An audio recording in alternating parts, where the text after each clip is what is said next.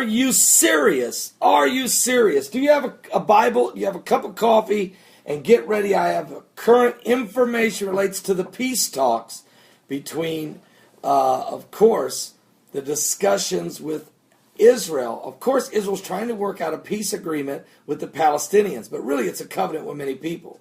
And incorporated in that, besides the building of the third temple, which I'm sure the Israeli government and the Jewish people want to do on Mount Moriah, adjacent to the Dome of the Rock on top of the mount, there is also another twist that's got to be dealt with, and that's Iran and its nuclear capabilities. Well, can I have some coffee? Benjamin Netanyahu is in Rome meeting with American Secretary of State John F. Kerry.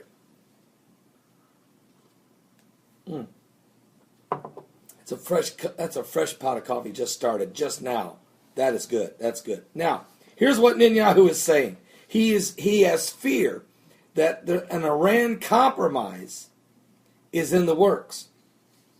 A bad deal is worse than no deal if it leaves Iran with the capacity to produce nuclear weapons, says Prime Minister Benjamin Netanyahu. He warned U.S. Secretary of State John F. Kerry before the two met in Rome on yesterday, October 23rd, 2013. Quote, I think a partial deal that leaves Iran with these capabilities is a bad deal, says Netanyahu, Prime Minister of Israel. Their conversation was expected to focus in part on the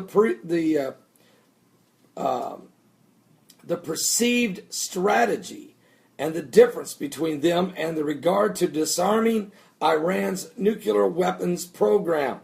The meeting lasted for slightly over 7 hours and ended close to the press time. So the long meeting and its details we don't fully have, but we know they met, and we know a 7-hour meeting has to be intense. Folks, meanwhile, there was an earthquake yesterday in Israel. You say, well, so what? No, folks, listen. This 3.3 earthquake that hit Israel is the 7th earthquake in 7 days. 7 earthquakes in 7 days. I thought it was the 6th earthquake in 6 days, but I'm reading the report. Yet another earthquake. This time it was in Eilat, Israel. And Israel's unusual period of seismic activity continued with yet another small earthquake, this time a 3.3 on the Richter scale. This is the 7th such mini earthquake in 7 days. Are you serious? Give your life to Jesus Christ. We're living in the last days. Don't miss my show today at www.paulbegleyprophecy.com. That's www.paulbegleyprophecy.com. Go to the live show page. Watch it. It starts in an hour, 12 noon Eastern to 3 p.m. 12 noon Eastern to 3 p.m. Don't miss it. We're going to talk about all of the current world events and how it relates to Bible prophecy and the Word of God. Or listen on your cell phone, 347-324-5208. That's 347-324-5208.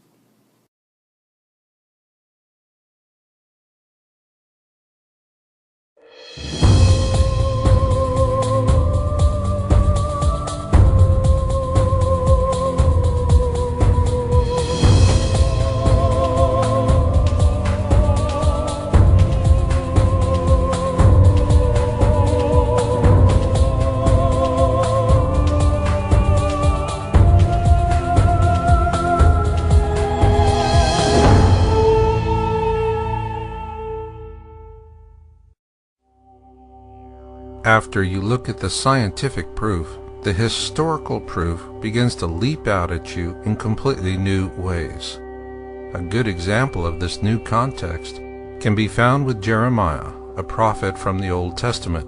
He felt compelled to warn us of something he called the destroyer, and he clearly foresaw how the entire earth would suffer its wrath. In Jeremiah 25:32 and 48:8 we read, "Disasters will soon spread from nation to nation. They will come like a powerful storm to all the faraway places on earth. Here, Jeremiah clearly warns us that this future cataclysm will beset us on a global scale. He goes on to say, "The destroyer will come against every town. Not one town will escape. The Lord said this will happen." Here, Jeremiah identifies the global cataclysm as being caused by something he refers to as the destroyer. So, are there any similar ancient texts from this same period of time that give us the same exact wording? Yes, there is. For this, we go back to the Exodus, which was as much a blessing for the Hebrews as it was a terrible curse for the Egyptians. In the aftermath of Exodus, the Egyptians had lost their faith. Their own pantheon of gods had proven impotent before the powers of the Hebrew God. Just as we felt compelled to understand why 9/11 caught us so unawares, the Egyptians needed to understand what happened to them as well. So as the Hebrews began to write the Old Testament, the Egyptians simultaneously penned a massive anthology called the Great Book. The original text was written in ancient Hieratic and was later translated into Phoenician and then on into English. In its original form, the Great Book was the size of a modern encyclopedia, and it offered very precise historical accounts. Two such notable accounts were Noah's flood, or the deluge as it is more commonly known across the four corners of the earth. In the Egyptian account of Sesuda and Hanok, they described an ark very similar to the one built by Noah, and in much the same manner. Then there are the Egyptian accounts of the 10 plagues of Exodus. It is important to keep in mind their version was written by the vanquished, as opposed to the Old Testament account, which was written by the victorious Hebrews. There are many similarities between the two. For example, neither the Hebrews nor the Egyptians mention the actual name of the Pharaoh of Exodus. However, where they differ, and strikingly so, is in what actually caused the 10 plagues of Exodus. According to the ancient Egyptians, what caused the 10 plagues of Exodus was a massive object. They also tell us this same object caused Noah's flood and the destruction of Atlantis as well. Like the Hebrew prophet Jeremiah, they too called it the destroyer and have warned us of its return. In fact, the ancient Egyptians go to great length to warn us that Jeremiah's destroyer will return with catastrophic consequences for all of the earth and those who live upon it, and in these days. What remains of these ancient Egyptian historical accounts are contained within the first 6 books of the Kolbrin Bible, and they corroborate similar accounts in the Hebrew Torah, or the Old Testament as it is referred to by Christians. Scientifically accurate, these ancient Egyptian accounts read as easily as man-on-the-street TV interviews. This is why noted Planet X historian Greg Jenner says that the Kolbrin Bible is the Rosetta Stone of Planet X. This is because the Egyptian accounts are so prescient they unlock many Planet X secrets buried within the Holy Bible and numerous other ancient texts and folklore. Many of the harbinger signs of the destroyer's return mentioned within the Kolbrin Bible have already come to pass, and it is warning us that what will come will be Jeremiah's destroyer. The Kolbrin Bible gives us many examples of what this is going to be like, and most notable comes from the Book of Manuscripts. When blood drops upon the earth, the destroyer will appear, and mountains will open up and belch forth fire and ashes. Trees will be destroyed, and all living things engulfed. Waters will be swallowed up by the land, and seas will boil. Assuming our governments know all this, what are they doing about it?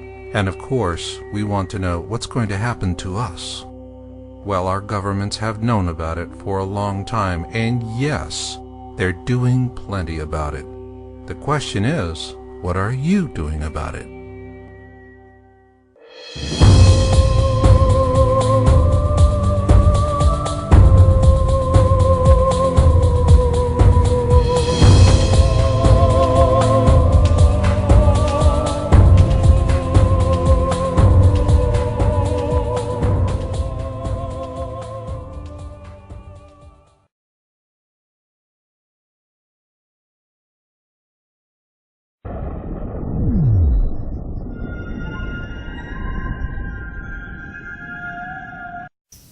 Hey guys, what's up? Blaine Cooper. Got some information I want to share with you. President Obama today, I'll show you the clip in a minute, gave the CDC power to call out SWAT teams to detain people who have the Ebola virus or potentially have it or are showing symptoms. Now this is a precursor to martial law. We're not far off from it right now. Now a lot of people will be like, oh, you're just some crazy conspiracy guy. No, I'm a realist. I want you guys to think about this for a second, because with all the crises we have in America right now, it'd be real easy. Fear makes people do crazy things, and it's very easy to control people when they are in fear. So you get enough of the population who's in fear, wants the president to do something, he declares a state of emergency and declares martial law in America. But here's the kicker. If a president does that, then he cannot be removed from office. You heard that right. He can stay in as long as he wants. Because by law in America, in the state of a crisis or emergency, when martial law has been declared by the executive branch, elections are suspended and he cannot be removed. So think about that for a second of where this is really heading, because this is getting way out of hand with the power of the government, and now the CDC has the power to detain people out of fear of a virus. Amazing. Because this is exactly what I expected to happen when Ebola started coming in here. I said, watch, they'll use this as an excuse to declare martial law, and Obama will never be able to leave office. He can stay in there as long as he wants. Anyway, guys, this is Blaine Cooper. Here's a clip of what Obama was saying today. Drink this in a little bit, because this is probably a reality. This is Blaine Cooper. I'm out. What I've directed the CDC to do is that as soon as somebody is diagnosed with Ebola, we want a rapid response team, a SWAT team, essentially, from the CDC to be on the ground as quickly as possible. In addition, we are reviewing every step of what's happened since Mr. Duncan was initially brought in to the hospital in Dallas, so that we understand exactly where some of the problems may have occurred.